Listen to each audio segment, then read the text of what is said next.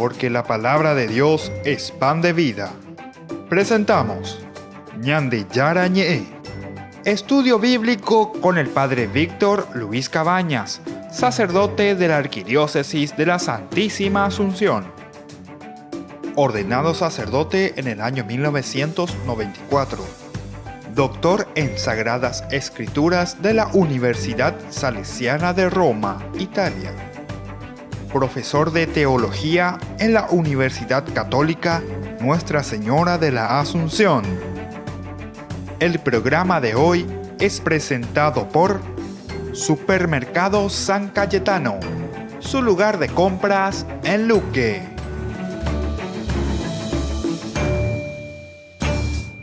Iniciamos nuestro programa Ñande Yara Ñe en el día de hoy.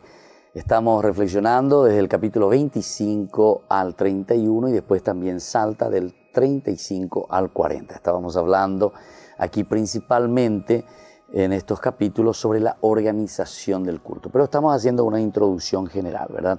De lo que significa desde el aspecto histórico también y el aspecto también teológico, ¿verdad?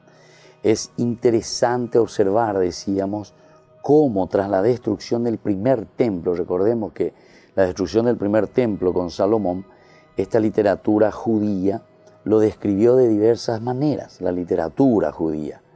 En la Biblia nosotros estamos encontrando algo, como decíamos, que es como un plano, ¿verdad? Como la parte de la arquitectura que te dibuja todo, que te diseña todo. Porque ellos pues quieren asegurar que esta es una continuidad, no es una imaginación, el templo no es algo inventado por alguien, sino que es verdaderamente así como Dios lo quiso y como Dios le dictó a Moisés tiene que ser. Por lo tanto, desde el punto de vista teológico, todos apuntan al templo futuro escatológico, pero a la vez insinúan cómo debería ser el templo que tiene que ser reconstruido.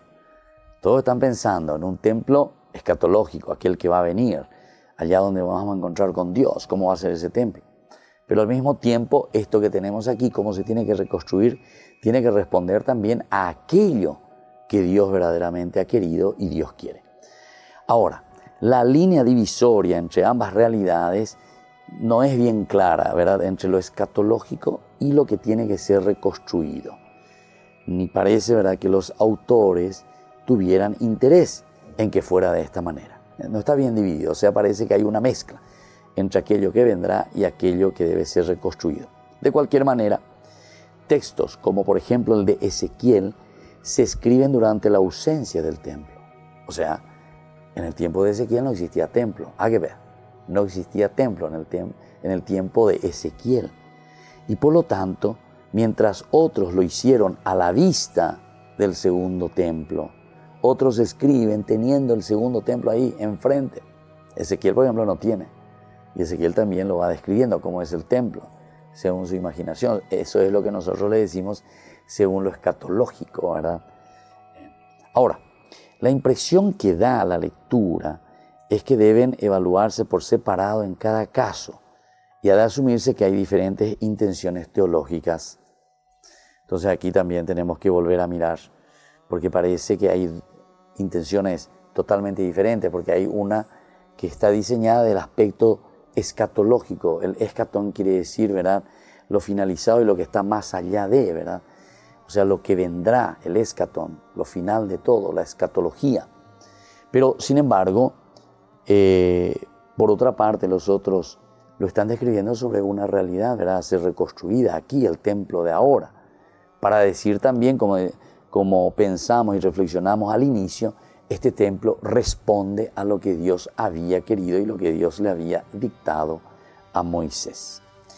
Bueno, vamos a ir un poquitito más entonces. La impresión de esta lectura entonces nos pone en esto. Por ejemplo, en Ezequiel 40, 48, la descripción del templo futuro, escatológico, se hace junto a la ciudad de Jerusalén. Y el reparto de la tierra también se hace en un sentido escatológico. Es una forma de señalar que la realidad del templo abarca la totalidad de la vida espiritual del pueblo. Viene entonces la instrucción, ¿verdad?, cómo tiene que ser, y esto todo Dios que le está dando a Moisés. Después estará hablando del arca, de la mesa, de los panes, etc. Escuchemos un poco el capítulo 25 del 1 por lo menos hasta el 9. Dice así: el Señor dijo a Moisés: ordena a los israelitas que me preparen una ofrenda. Después ustedes la recibirán de todos aquellos que vengan a traerla de manera voluntaria. Las ofrendas que recogerán son estas: oro, plata, bronce, púrpura violeta, púrpura escarlata y carmesí, lino fino y pelo de cabra, cueros de carnero teñidos de rojo, pieles finas y madera de acacia, aceite para las lámparas, perfumes para el óleo de la unción y para el incienso aromático, piedras de ónix y piedras de engaste para el efod y el pectoral. Con todo esto me harán un santuario y yo habitaré en medio de ellos. En la construcción de la morada y de todo el mobiliario te ajustarás a los modelos que te mostraré. Prácticamente aquí estos dos elementos finales, estos dos versículos son los que le interesan mucho al autor sagrado, ¿verdad? Con todo esto me harás un santuario y yo habitaré en medio de ellos. Yo habitaré en medio de ellos. Te lo preocupado, Joel. Te al autor sagrado. Y este es Dios mismo el que le está hablando a Moisés. Le pide todos estos elementos y posiblemente todos estos fueron los elementos que se utilizaban o por lo menos que estaban presentes. Como decíamos, si el templo estaba todavía en pie, el autor sagrado estaba viendo lo que existía en ese momento, cuando se escribe esto. Ahora, si el templo ya no existía en ese momento porque fue destruido, entonces el autor sagrado lo que está haciendo es describir ese templo en su forma ideal, cómo tiene que ser ese templo, y dice, bueno, para la reconstrucción que vamos a hacer de nuestro templo, fíjense qué es lo que Dios había dicho, cómo Dios había dictado entonces al mismo Moisés. Es el primer elemento, que Dios va a estar aquí en este templo y cuál es la forma de ese templo. Y en la construcción de la morada y de todo el mobiliario, te ajustarás entonces a los modelos, ¿viste? Te ajustarás a los modelos que te mostraré.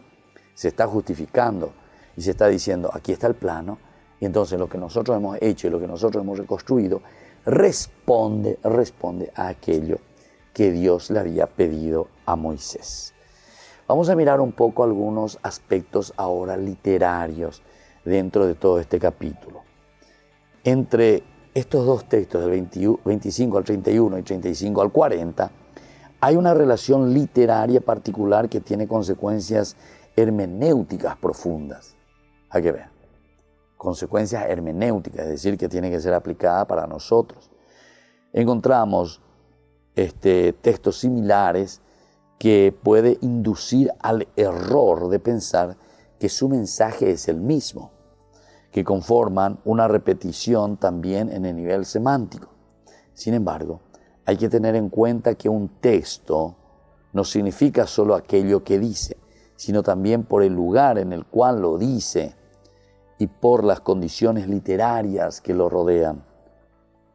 Estas también son parte del mensaje y reclaman ser leídas en cuenta y tenidas en cuenta en el momento de interpretar el texto.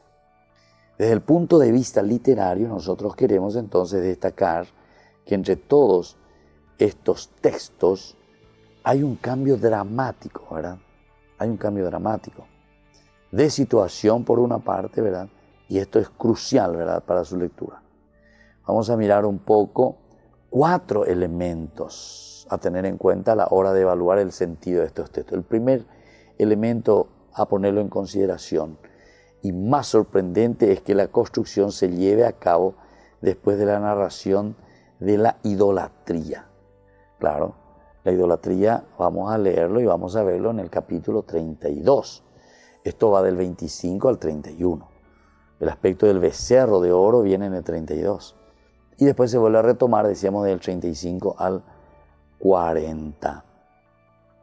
Del 25 al 31 las instrucciones se dan en el contexto de un pueblo que ha experimentado murmuraciones y quejas que pueden considerarse naturales al enfrentarse a un futuro desconocido en un ambiente hostil como es el desierto.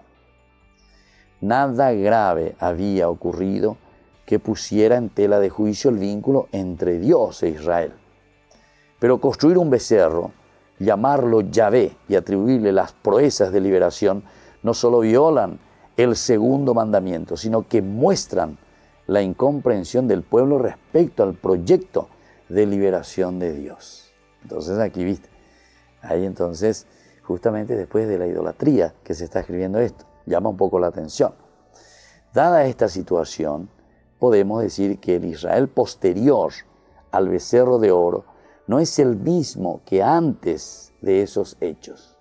No es el mismo Israel entonces que antes del pecado del becerro de oro. Y en cierta medida es un Israel más real y es un Israel mucho más humano. La tentación de reducir a Dios a un objeto manipulable será permanente en la historia de la humanidad. Cabe aquí un paralelismo entre Adán y Eva después de transgredir las leyes de Dios y ser expulsados del jardín primordial, y llegando a ser así humanos en el sentido histórico, experiencial del término. Israel después de la idolatría, que se transforma en el pueblo que hemos de conocer a lo largo del Antiguo Testamento. Un pueblo rebelde que oscila entre la fidelidad y la infidelidad a este proyecto que Dios le había dado. A este Israel Dios lo ama y esto lo confirma al permitir la construcción de su santuario y morar en él. Eso es entonces el primer elemento, ¿verdad? Que lo que más nos sorprende es que la construcción se lleve a cabo después de la narración justamente de la idolatría. Bueno, un segundo elemento vamos a verlo enseguida después de nuestra pausa y así volveremos con más Ñande Yarañé.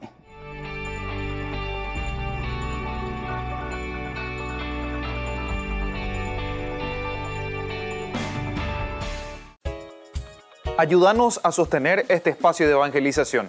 Depende de vos que esta evangelización siga a través de los medios de comunicación. Mensualmente podés abonar a esta cuenta bancaria y también a los giros Tigo. Recordá, este espacio es para vos. Muchas gracias por tu aporte.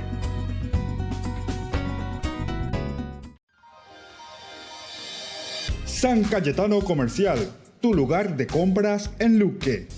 Carnes, panificados, frutas y verduras, ropería y muchas, pero muchas cosas más. Ventas al por mayor y menor. Encontranos en Facebook y dale me gusta para enterarte de las mejores ofertas. San Cayetano Comercial SRL.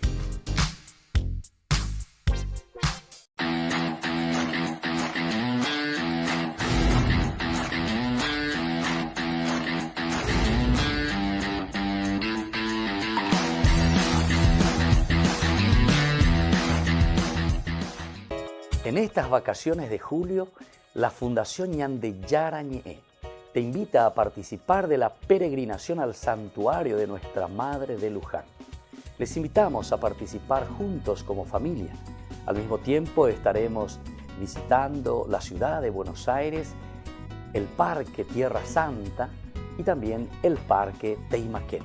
Como familia, démonos esta posibilidad de compartir juntos un momento del hacer y un momento también de oración y de encuentro con el Señor. Les invitamos a todos y les esperamos. Comuníquense, como siempre, a nuestro número telefónico 0981 50 50 36.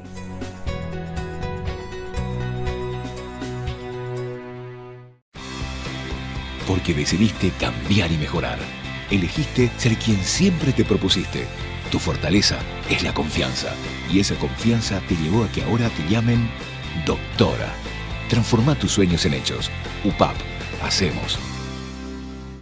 San Juan dice que sí para Ñande Yarañé. El domingo 23 de junio, nos encontramos al Gran Caruguazú de Ñande Yarañé, porque San Juan nos llama a todos. Comidas típicas vamos a encontrar en el Colegio Inmaculado Corazón de María. El 23 de junio, desde las 11 horas.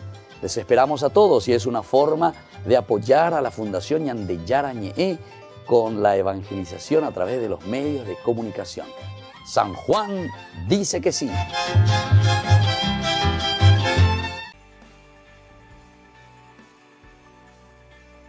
Y seguimos con Ñande Yarañé y volvemos con eso que estábamos diciendo anteriormente, ¿verdad? ¿Por qué estos elementos así dentro de estas dos unidades?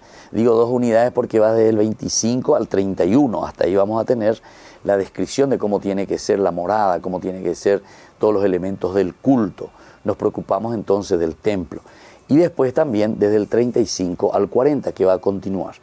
Pero estas dos unidades, ahí en el medio hay otra glosa, otra pequeña unidad, se dan cuenta que se va introduciendo entre estos textos. Tiene siempre un objetivo, tiene siempre una finalidad. Para el autor sagrado no es que se pone por poner nomás allí en ese lugar, a pesar de que los fragmentos, ¿verdad?, después se van construyendo como si fuese un solo sentido, sobre todo el sentido teológico.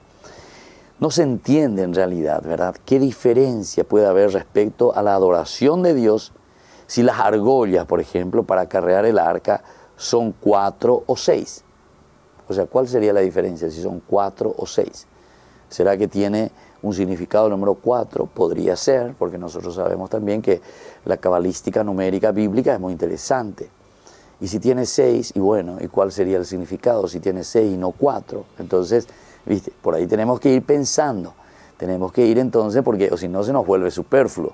Nosotros no entendemos. ¿Por qué? ¿Por qué tiene que contarte todo que aquí pusieron 6 o que aquí pusieron 4 argollas, etcétera?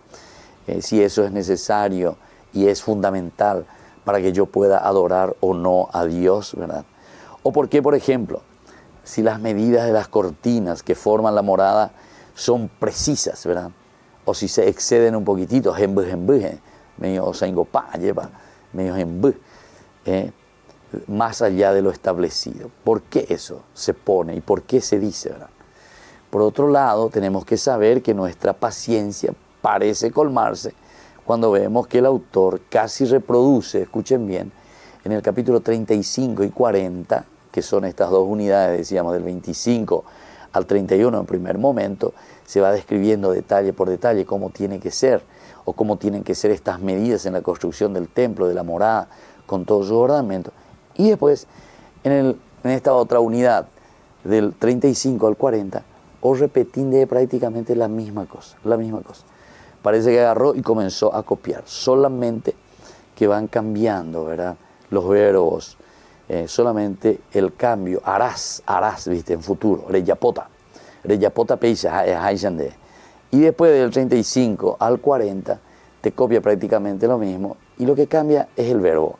Ahora te pone en pasado, hicieron, pero otros y Curiñe pone una vez, y claro, tiene razón, del 25 al 31, te dice, harás de esta manera, tiene que ser de esta manera. Y bueno, oye, papá mágico ahí, entonces ahora es como que está mirando, del 35 al 40, dice, hicieron de esa manera, hicieron de aquella manera, etcétera, etcétera.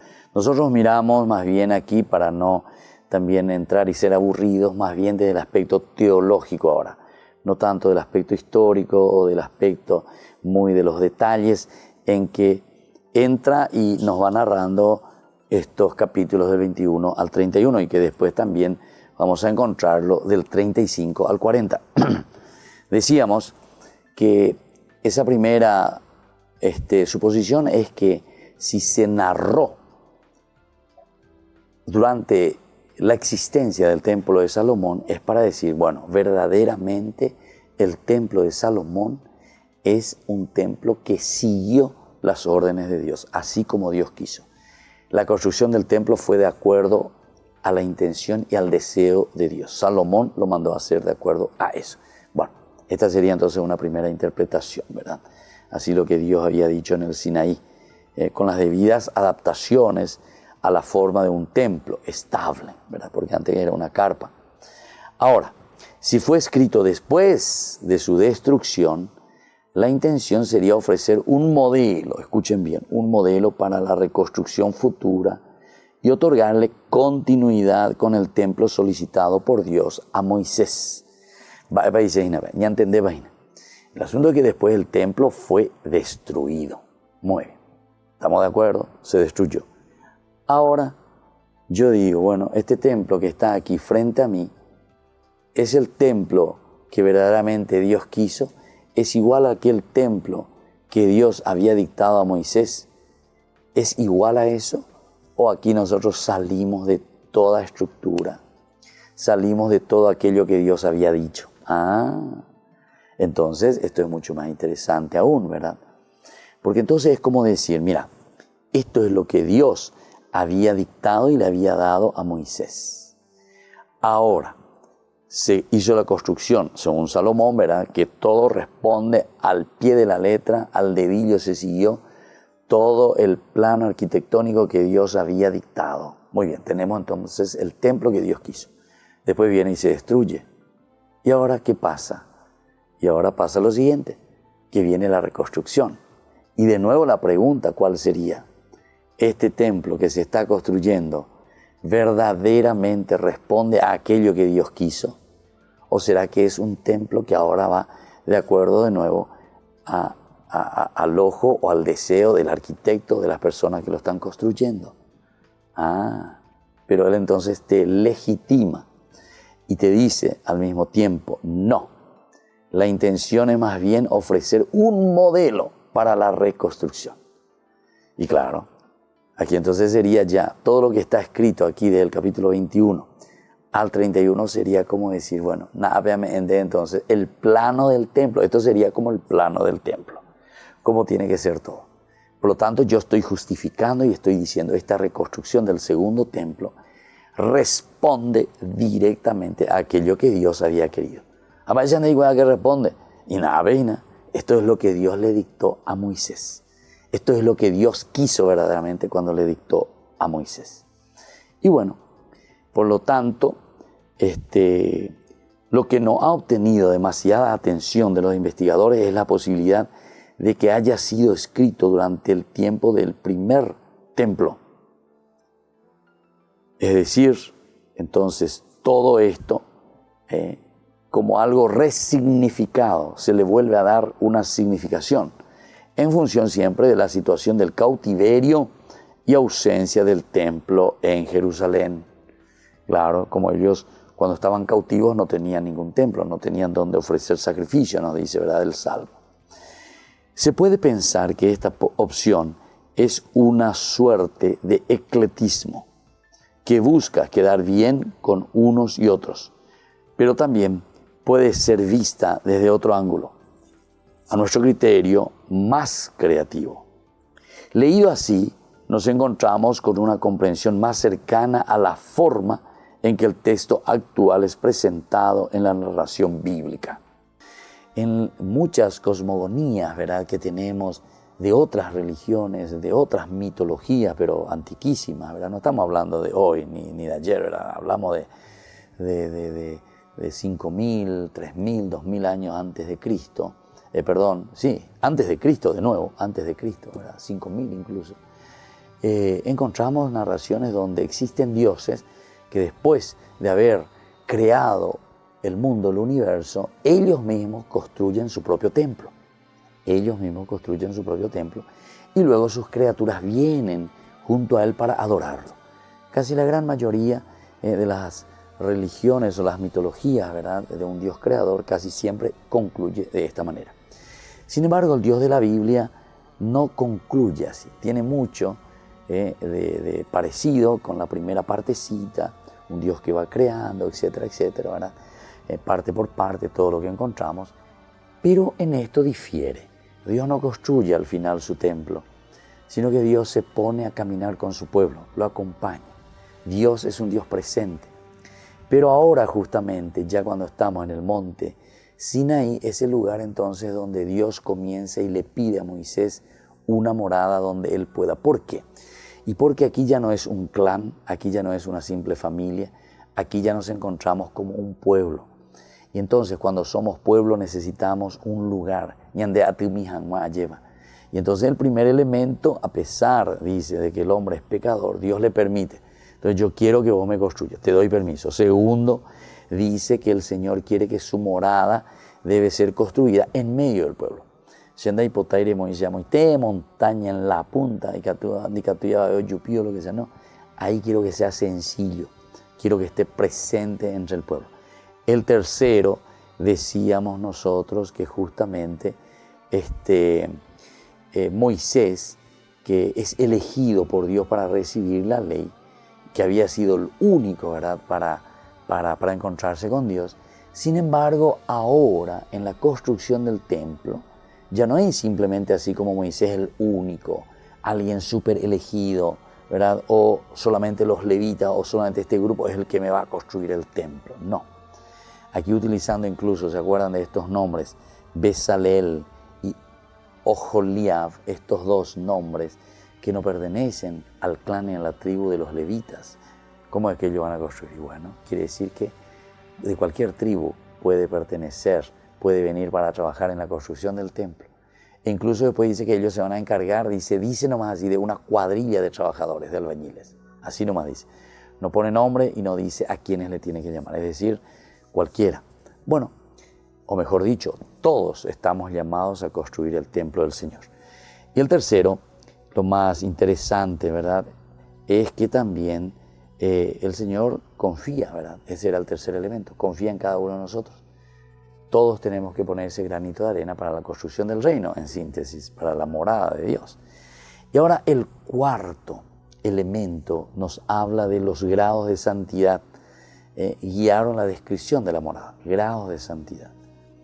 Se fue desde lo más sagrado, que es el arca, hacia lo que se alejaba paulatinamente de este centro del arca, que va a ser la puerta del atrio, lo más alejado. Hay cierta incoherencia cuando en el capítulo 30 se describe el altar del incienso y la fuente de agua después de los vestidos sacerdotales y los demás muebles. Pero eso responde a que el primer texto ya estaba redactado cuando se agregaron estos otros elementos. Esta es la dificultad que siempre encontramos, ¿verdad? Como son textos independientes, en ese primer texto existió de una manera, encontré este segundo texto. Yo, atención, que el autor sagrado no puede borrar ninguna palabrita, ningún texto. Entonces lo agarro y lo pongo aquí. Este ya estaba aquí. Y hay algunas veces contradicciones, algunas contradicciones. Y bueno, esto es lo que pasa aquí, ¿verdad? Ya en el capítulo 30 se describe del altar del incienso y la fuente del agua después de los vestidos sacerdotales y los demás muebles. Pero eso responde a que el primer texto ya estaba redactado cuando se agregaron estos elementos. Al narrar la construcción, el orden es totalmente distinto y nuevamente es preciso insistir en que no lo es por exigencia de la realidad, el acto de construir, sino por una intención teológica. Se construye en el orden en que los seres humanos construimos las cosas. El 31:40, primero se evoca a los artesanos, al final, en 25:31, y se va de las estructuras, la morada, hacia los muebles interiores. Luego los exteriores, finalmente, las paredes que delimitan el atrio. Una vez finalizada esa obra, se confeccionan los vestidos sacerdotales, que en la descripción habían ido mucho antes. El mensaje es que, si bien es Dios quien ordena y diseña el santuario, atención, la concreción física queda en manos de personas que Él elige entre su pueblo. Este es entonces el sentido principal, el cuarto elemento. Dios ordena, pero al final para que nosotros podamos hacerlo. Volvemos enseguida con más.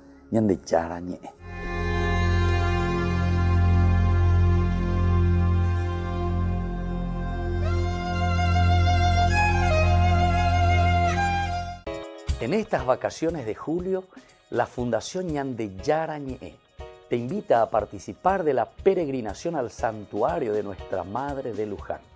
Les invitamos a participar juntos como familia. Al mismo tiempo estaremos visitando la ciudad de Buenos Aires, el Parque Tierra Santa y también el Parque Teimaquén. Como familia, démonos esta posibilidad de compartir juntos un momento del hacer y un momento también de oración y de encuentro con el Señor. Les invitamos a todos y les esperamos. Comuníquense, como siempre, a nuestro número telefónico 0981 50 50 36.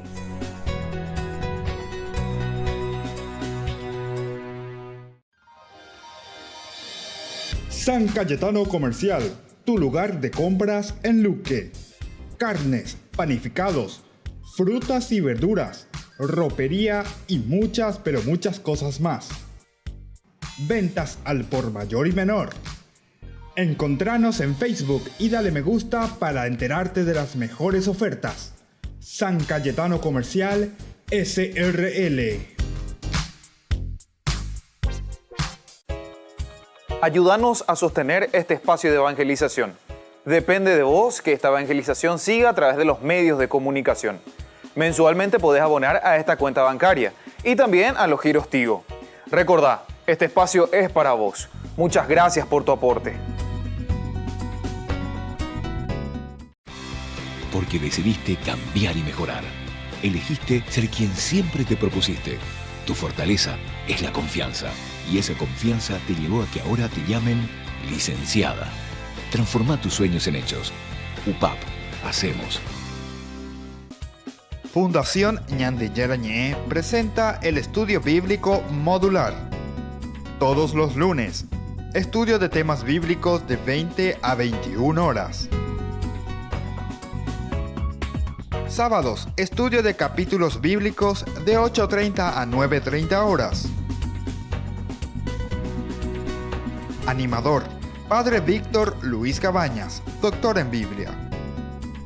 Te esperamos en la Casa de las Hermanas Vicentinas, Jejuí 1059 Casi Colón.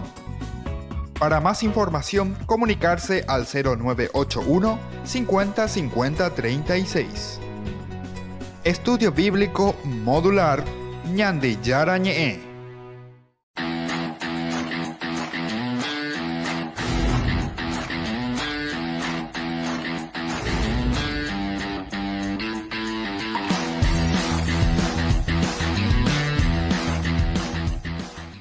San Juan dice que sí para Ñande Yarañé. El domingo 23 de junio, nos encontramos al Gran Caruguazú de Ñande Yarañé, porque San Juan nos llama a todos. Comidas típicas vamos a encontrar en el Colegio Inmaculado Corazón de María. El 23 de junio, desde las 11 horas. Les esperamos a todos y es una forma de apoyar a la Fundación Ñande Yarañé con la evangelización a través de los medios de comunicación. San Juan dice que sí.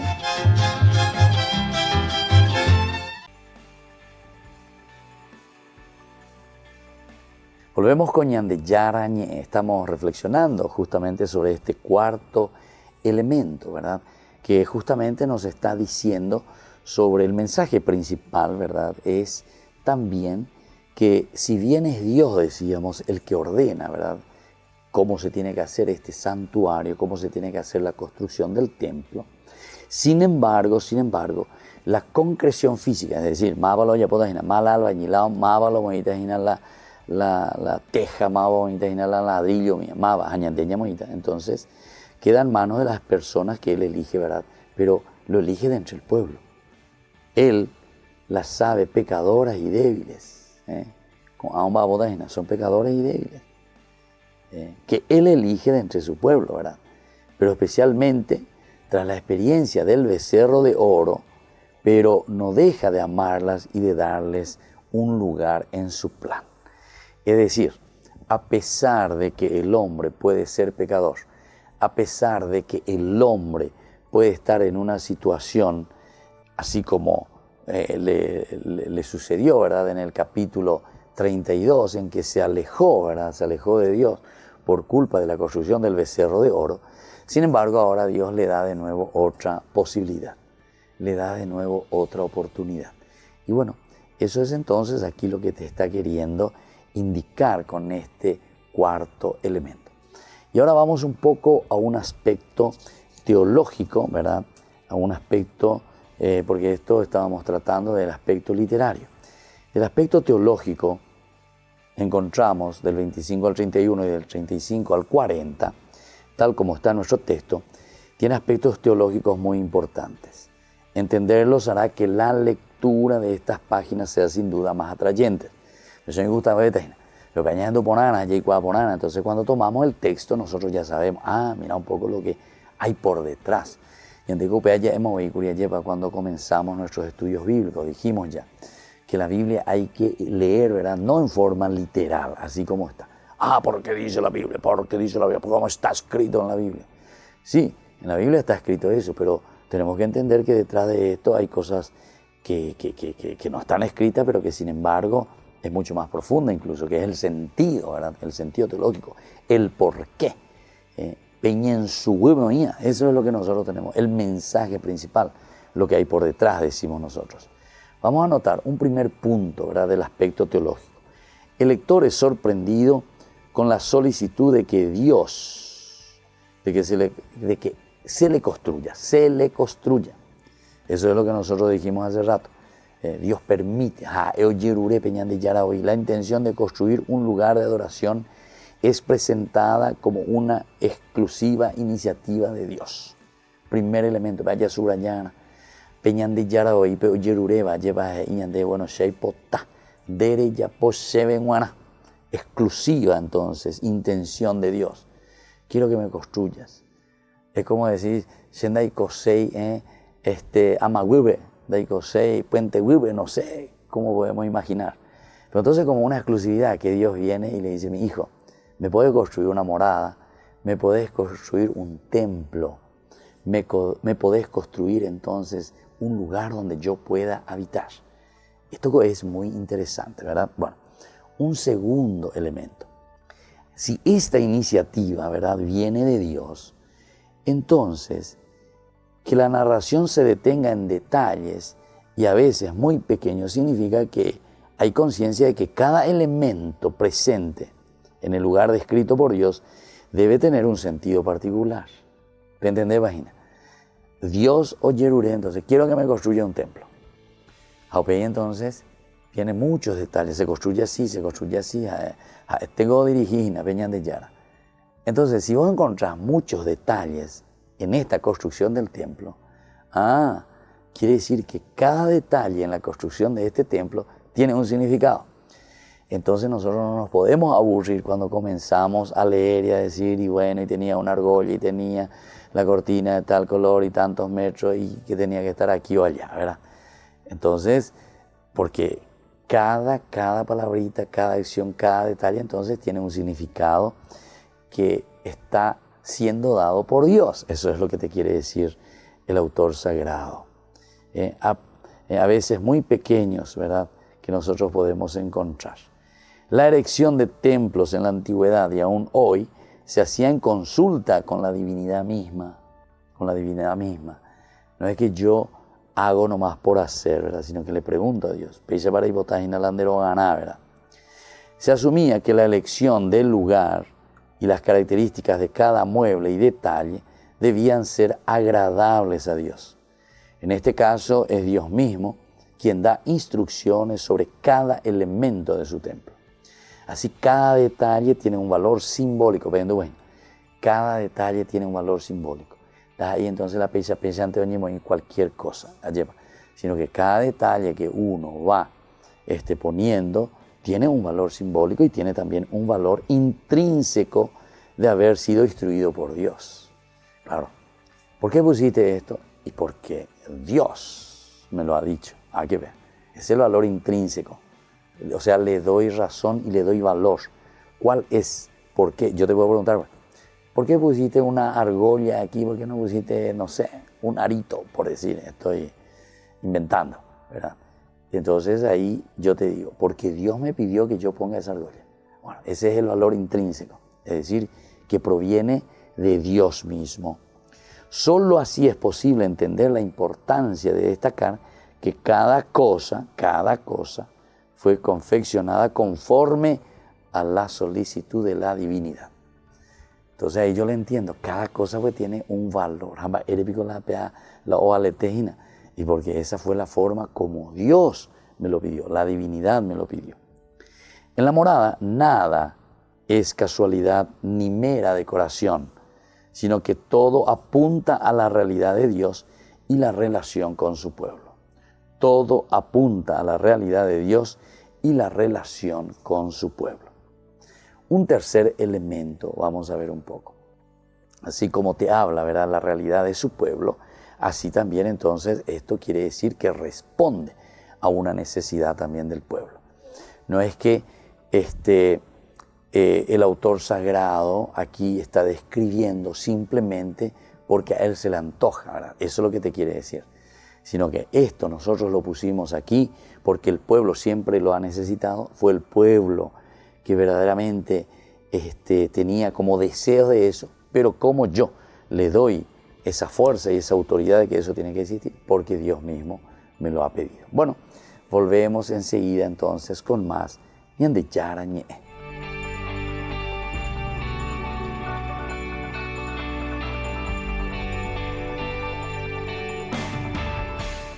San Juan dice que sí para Ñande Yara Ñe. El domingo 23 de junio nos encontramos al gran Caruguazú de Ñande Yara Ñe, porque San Juan nos llama a todos. Comidas típicas vamos a encontrar en el Colegio Inmaculado Corazón de María.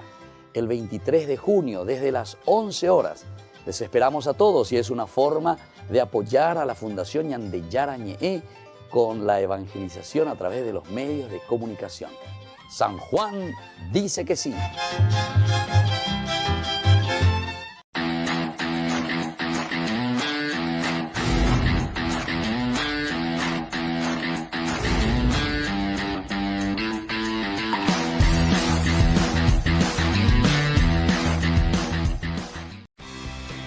Porque decidiste cambiar y mejorar.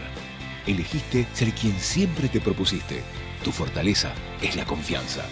Y esa confianza te llevó a que ahora te llamen abogada. Transforma tus sueños en hechos. UPAP, hacemos. Ayúdanos a sostener este espacio de evangelización. Depende de vos que esta evangelización siga a través de los medios de comunicación. Mensualmente podés abonar a esta cuenta bancaria y también a los giros Tigo.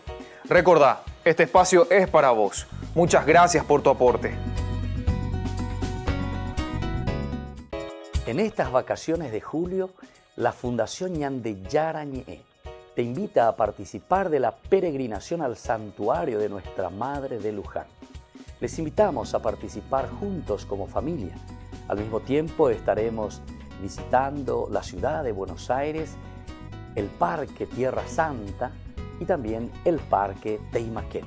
Como familia, démonos esta posibilidad de compartir juntos un momento del hacer y un momento también de oración y de encuentro con el Señor. Les invitamos a todos y les esperamos. Comuníquense, como siempre, a nuestro número telefónico 0981 50 50 36.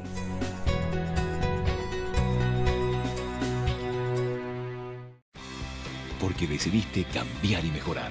Elegiste ser quien siempre te propusiste. Tu fortaleza es la confianza. Y esa confianza te llevó a que ahora te llamen licenciada. Transforma tus sueños en hechos. UPAP, hacemos. Fundación Ñande Yara Ñe presenta el estudio bíblico modular. Todos los lunes, estudio de temas bíblicos de 20 a 21 horas.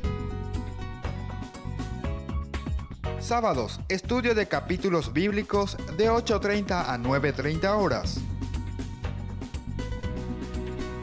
Animador, Padre Víctor Luis Cabañas, doctor en Biblia. Te esperamos en la Casa de las Hermanas Vicentinas, Jejuí 1059 Casi Colón. Para más información, comunicarse al 0981 50 50 36. Estudio Bíblico Modular Ñande Yara Ñe.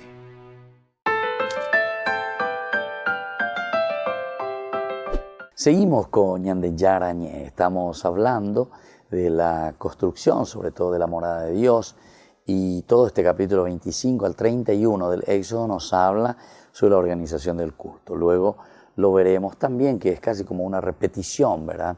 Desde el capítulo 35 al 40. Pero una repetición en donde vamos a encontrar el cambio de los verbos, es decir, lo que era como en futuro, construirás, harás, entonces después, una vez que se edifica el templo, ahora entonces te copia lo mismo para decir que fue fiel, que fue obediente a lo que Dios quiso, y después dice, se hizo, hicieron, o sea, en pasado. Vamos un poco al tercer elemento del aspecto teológico. Dice, esto se ve reforzado por el hecho de que la morada será el lugar propio de Dios. La morada es el lugar propio de Dios. Hasta ahora la divinidad se ha presentado sin un lugar fijo, ya dijimos. Desde Génesis nosotros encontramos un Dios que camina, ahora estamos en el Éxodo, ¿verdad? Pero que no tiene un lugar, sino que siempre está caminando y está al lado del pueblo simplemente, ¿verdad? Una nube, ¿viste? Una columna de humo, un fuego en la zarza, tormenta, ¿viste? Dios entonces que se va manifestando, pero no tiene una morada. Desde este momento Dios ha establecido una morada. Ahora sí, está estableciendo una morada. Le pide a Moisés, y es cuando está ahí en el monte Sinaí. Pero es una morada móvil que será transportada por el pueblo en su peregrinar. Bueno, eso es anteriormente, ¿verdad? Antes de llegar al Sinaí justamente. Después entonces le pide a Moisés también una morada, es decir, yo quiero caminar con ustedes, quiero estar con ustedes, quiero estar más cerca. Antes estaba en la nube, estaba en la columna, estaba en la columna de humo, etcétera, etcétera. Momburuyente mañana pendereje más o menos le acompañaba, como que ese que se está acercando, ¿verdad? Alguien, pero oye, pues no es momburuyente, no es que ya en el momento te va, pues si no disparatan de ahí. Es como que se va de a poquito acercando. Ahora ya quiero entonces una morada, un campamento, una carpa, que yo también pueda estar ahí en medio de ustedes, ¿entendiste? Y listo. Pero que sea móvil, que será transportada por el pueblo en su peregrinar. Yo también me quiero mover con ustedes. Esta morada llegará a ser con el tiempo el modelo, ¿verdad?, de los sucesivos templos reales o visionarios que aparecerán en la historia de Israel. Esto también explica la minuciosidad en la descripción, porque esto después va a ser como el ejemplo, el modelo, ¿verdad?, para las construcciones posteriores. El cuarto elemento que nosotros podemos mirar y entender aquí es que la morada vendrá a ser el lugar instaurado por Dios para el encuentro con su pueblo. A que vean, este cuarto elemento es muy importante. Esto es lo que nosotros le llamamos el famoso cajal. O sea, ustedes hina peñan de yara o ustedes ustedes peñan de yara o coseñan de nieve. Pero este es el lugar donde yo me voy a reunir con ustedes. Pego la cajal, pego la iglesia, pego entonces. Por eso es que nosotros a nuestras construcciones, a nuestros templos, ¿qué le llamamos? Le llamamos iglesia, ¿viste? De aquí viene. Vendrá a ser el lugar instaurado por Dios para el encuentro. El encuentro. A ver, ya yo topapata. Tupa oga. Tupa de ahí viene. Tupa oga. Tuparoga. Qué interesante. La casa de Dios. Y aquí está el fundamento, ¿verdad? El fundamento principal es que es instaurado por Dios para el encuentro. A que vea, el encuentro con su pueblo. Ubebe entonces ya ella pone a domingo José y a la misa jave mía. No se quieren ir al templo. Quiere decir que no se quieren encontrar con Dios, ¿verdad? Dios instaura y Dios pone, ¿viste? Este lugar quiero que sea el encuentro con el pueblo. Porque recordemos que la religión judía y después el cristianismo, o sea, nosotros cristianos, ahí entramos todos los cristianos, sea protestante, sea católico, seamos todos, nuestra religión es comunitaria. Entonces aquí tienen que comenzar a reflexionar un poco.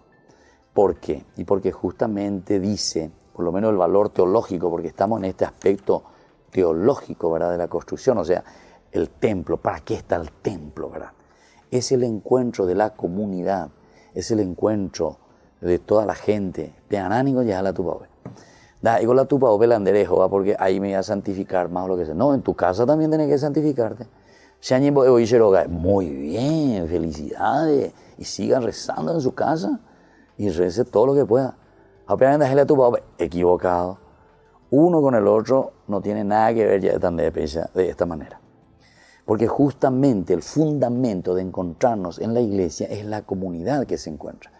Ese lugar, aquí te dice bien, la morada vendrá a ser el lugar instaurado por Dios para el encuentro con su pueblo. Andeco pueblo ahí, decore yuana y bebé. Dios no es un Dios individualista, Dios es un Dios comunitario, judaísmo, cristianismo, es comunidad. Yo y Dios, mi Dios personal, mi Salvador personal. Porque eso es muy peligroso. Ciertamente que te salva a vos, pero la salvación es de la comunidad. Es este lugar donde nos encontramos. Ya ha pasado el tiempo de la liberación de Egipto y el encuentro sorpresivo, ¿verdad?, del desierto. Ahora se pueden sentar las bases para una relación más estable y predecible. Estamos con ella de nómada, entonces Jacob por una vez, imagina, ¿viste? Ahí está la cuestión. Y entonces tenemos un lugar donde vamos a reunirnos. Nosotros luego cuando necesitamos cualquier cosa que vamos a hacer, un acto cultural, necesitamos un salón, necesitamos un no sé qué cosa, enseguida, cuando vos no tenés esos lugares, ¿qué haces? Y no sabes dónde ir a reunirte, ¿viste? Cuando tenés que reunirte en la comunidad. Cuando tenés que hacer grandes celebraciones, ¿y qué vas a hacer? Y no estoy hablando solamente de celebraciones religiosas, de misa o lo que sea.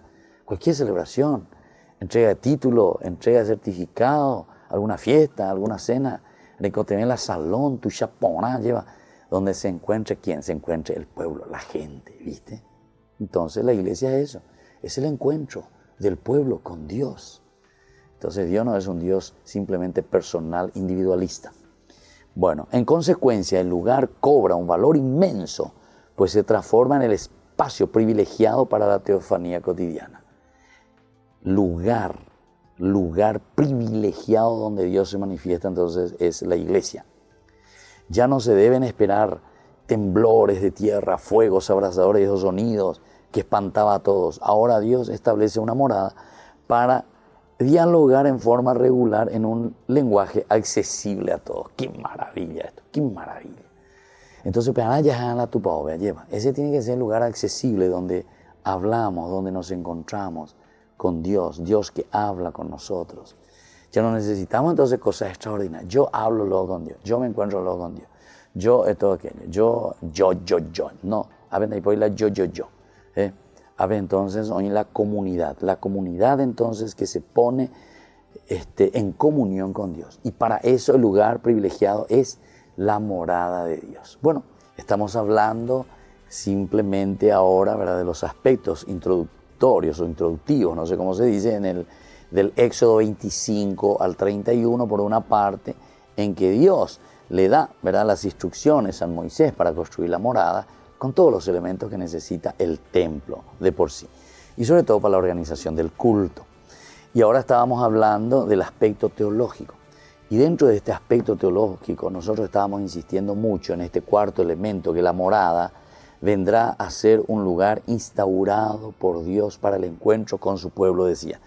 Y este es el fundamento para tantas personas que muchas veces dicen, Manabiola ya la tupaope, Manabiola la tupaope, etc. El Evangelio te dice eso. Ciérrate en tu pieza, reza a tu Padre que está en lo escondido y Él escuchará. Entonces ese es tu pierna número uno. Pero ya tengo llego acá con dos elementos. El elemento personal nuestro que responde a Dios, pero no te olvides que está el elemento entonces comunitario. Por eso dice justamente que Dios ya, después de la liberación de su pueblo, Él ya mucho caminó con su pueblo, ahora en forma sorpresiva le pide un lugar estable al pueblo, ¿verdad? Y entonces, desde ese momento, cuando Dios pide ese lugar estable, que quiere decir la construcción del templo, este lugar, o sea, el templo, cobra un valor inmenso. Importante tenéis, era el año importante entonces, porque Dios establece una morada para dialogar en forma regular. A ver, ahí por ahí, ¿entendés? Regular. Y en de ya regularmente. A ver, ya él cada domingo por lo menos le llama a la misa cada domingo, por lo menos, en forma regular. Si cuando eres ajusta a una persona, hoy hendabe. ¿Qué clase de amor vivo? Ay, yo te quiero, yo te amo, eres lleva. Pero monburí, socio, amité, monburí, a 1 kilómetro, lo saluda a veces. No, necesitamos, dice, y eso es justamente lo que te está diciendo después, ¿verdad? Es un diálogo cercano, regular, lenguaje accesible, donde podemos entendernos y comprendernos. La religión nuestra, entonces, siempre dijimos que es una religión comunitaria, una religión de encuentro. Y mira dónde encontramos el fundamento, entonces, del por qué tenemos que ir al templo, por qué tenemos que ir a misa, ya es Peñande, ¿verdad? Para entender un poquitito mejor y hacer un poco, lo hago en forma anacrónica, es decir, un poco fuera, sacando del contexto y del tiempo, ¿verdad? Pero el hecho de reunirnos, porque nosotros venimos del judaísmo, el cristianismo viene del judaísmo y tiene los mismos principios y tiene la misma teología bíblica. Y este es el valor del templo, tanto para los judíos como para nosotros. Y bueno, entonces tenemos que tener en cuenta y tenemos que dar un poco un pasito de conversión en esto. En este contexto, nada puede ser dejado al azar y todo debe hacerse conforme a lo indicado en cada detalle. ¿Viste? Nada puede dejarse al azar. No es que yo también pueda decir, bueno, venga, pe famoso y cada muerte de obispo lleva. No. Siempre uno tiene que, entonces, ponerse en una forma regular. Tu vida tiene que ser dentro de lo cotidiano, en la presencia de Dios. La religión, el religarse, dijimos en varias oportunidades, es en forma constante, cotidiana, en todo momento. Estamos como enchufados, ¿verdad?, a la corriente eléctrica. Si vos desenchufás el aparato, la heladera, se desenchufa, ya no congela más nada. Entonces, el aparato tiene que estar enchufado, así también nosotros. Uno tiene que estar enchufado verdaderamente, ¿verdad? Esa es la religión, religarse, estar ligado a la corriente eléctrica, ya es Peñande Upesa. Y vamos a ver el último, que es el quinto. Finalmente, la pregunta por el sentido de la morada. ¿Cuál es el sentido del templo? En el mismo contexto de la narración apunta a atribuirle una dimensión teológica particular. Cuando Moisés entra en la nube con la expectativa de recibir las tablas de piedra que contienen las leyes escritas, no imagina oír en primer lugar que debe pedir donaciones para construir un santuario, ¿verdad? El santuario a Dios. Cuando este santuario comienza a describirse como una obra cargada de metales nobles, piedras preciosas y telas seleccionadas, no está describiendo la tienda que los esclavos recientemente liberados podrán efectivamente construir. Nadie espera que en los 3 meses de camino hayan acumulado riquezas hasta el punto de poder aportarlas a ese templo. Porque volvemos a recordar, Ñande Coña será moina de la esclavitud, ¿verdad? Y como pico, después de 3 meses que estamos caminando, subimos ahí al monte y aquí Moisés ya recibe todas estas indicaciones. Y sobre todo dice de piedras nobles, ¿verdad? Metales nobles, telas seleccionadas. ¿Qué quiere decir esto? Después de 3 meses Dios ya le está pidiendo eso. Acabo de parar o cañigo y negue del exilio, ¿verdad? De la esclavitud. ¡Qué bárbaro! Entonces uno, ¿cómo puede entender esto? Dice el autor sagrado. Ni es de suponer, como suele argumentarse, que las contribuciones egipcias a los esclavos, ¿se acuerdan que ellos también, dice, despojaron con oro, que esto, que aquello? Ese pico de cuidar las zapatas, a ver si cuidado cañina. ¿Cómo pico van a llevar el peso inmenso? ¿Cuánto pico va a pesar todas estas cosas? Todas las cosas que tenían que llevar. Y bueno, ya eso carreta por ahí y cuay. Supongamos, hagamos un poco de fantasía. La Biblia no te dice eso, ¿verdad? Pero en fin, seguramente que así se movían, porque todas las cosas que llevaban, y mira un poco ahora le dice que también tienen que tener piedras preciosas, metales preciosos, nobles, etcétera, etcétera. Bueno, lo que significa, lo más importante, la instrucción es que Dios merece lo mejor. Dios merece lo mejor. Vean entonces el significado. Y que el pueblo está dispuesto a darle lo más preciado que tiene. Aquí está el secreto. Entonces, cuando te está hablando de piedras preciosas, no es que así se tiene que construir el templo con estas oro, plata, bronce, púrpura violeta, púrpura escarlata, carmesí, lino fino, pelo de cabra, cueros de carnero teñido de rojo, pieles finas, madera de acacia, aceite para las lámparas, pico con ayupata aquí en el desierto, llegó a Diparágina, venían de Llana. Sin embargo, lo teológico, ¿verdad?, que te quiere aquí enseñar la palabra de Dios es esto, que Dios merece siempre lo mejor. A Dios le tenemos que dar lo mejor de nosotros mismos. Y que el pueblo está dispuesto a darle. Pero que vean importante, Gina. Y yo sé, ¿verdad?, en muchas de las capillas nuestras que se van construyendo, etcétera, en las iglesias, siempre hay gente muy generosa y que justamente hace esto que dice aquí. El pueblo está dispuesto a darle lo mejor. Pero atención, aquí dice el pueblo, no es solamente una persona, no es solo el que tiene plata. Por eso también me llama muchas veces la atención, ¿verdad? Que la gente se ingenia, y me da empanada, sopa, y me da bayapó, justamente ¿para qué? Para ofrecerle lo mejor a Dios, para comprar esto, para comprar aquello.